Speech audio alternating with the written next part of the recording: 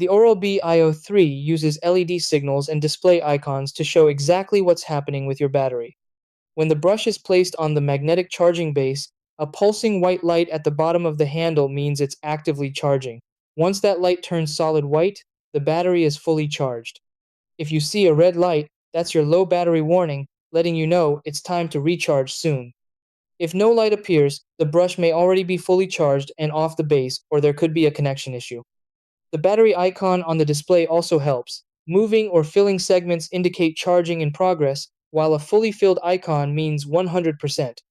For consistent charging, wipe the magnetic contacts on both the brush and charger monthly with a dry cloth. If the display acts strangely, hold the power button for about 10 seconds to reset it.